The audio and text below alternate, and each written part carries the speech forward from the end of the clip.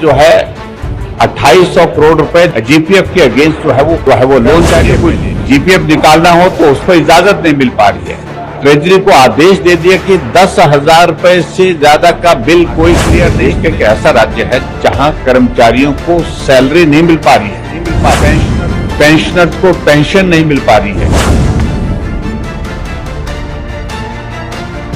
निश्चित रूप से मैं इस बात को कहना चाहूंगा, हिमाचल प्रदेश में कांग्रेस पार्टी ने चुनाव से पहले झूठी गारंटियां दी थी। 10 गारंटी, एक नया कल्चर गारंटियों का शुरू किया था हमने, और उस गारंटी के कल्चर में हिमाचल प्रदेश को झांसे में ले लिया था। 10 गारंटी उनने ली थी और उसके बाद 2 साल का कार्यकाल बीतने के बाद एक भी गारंटी पूरी नहीं। और यहां प्रचार कांग्रेस के नेता इस बात को लेकर के कर रहे हैं कि हिमाचल जाइए, गारंटियां पूरी हो गई। हैरानी इस बात की होती है।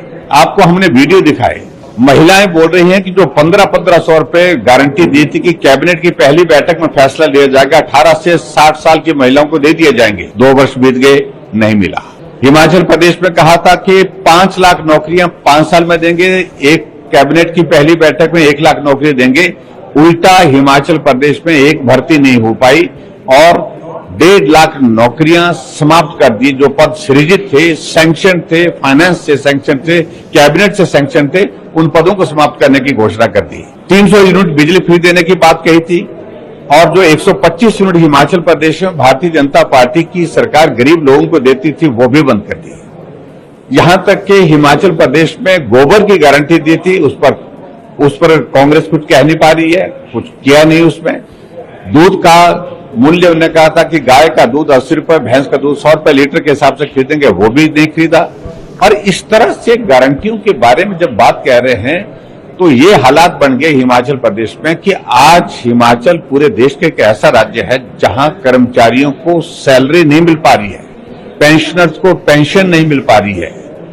जीपीएफ का पैसा, जीपीएफ के अगेंस्ट जो है 2800 करोड़ रुपए जीपीएफ के अगेंस्ट जो है वो लोन की शेप में ले लिया। कर्मचारियों को जीपीएफ निकालना हो तो उस पर इजाजत नहीं मिल पा रही है। ट्रेजरी को आदेश दे दिया कि 10,000 रुपए से ज्यादा का बिल कोई क्लियर नहीं करेगा।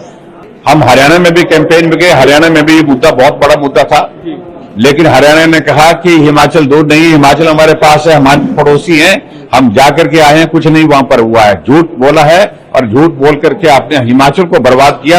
हम हरियाणा को बर्बाद नहीं होंगे, इसलिए हरियाणा में भारतीय जनता पार्टी की सरकार तीसरी बार बनी। इसलिए महाराष्ट्र में आकर के हम इसी बात को कहने के लिए, निवेदन करने के लिए यहाँ की प्रबुद्ध जनता से आए हैं कि महाराष्ट्र का विकास तेज गति से आगे बढ़ने के लिए यह आवश्यक है। नरेंद्र मोदी जी को मजबूत किया जाए, हमारी एनडीए गवर्नमेंट को मजबूत किया जाए और एनडीए गवर्नमेंट को फिर से यहां पर महाराष्ट्र में सत्ता में लाया जाए, इस बात पर निवेदन करने के लिए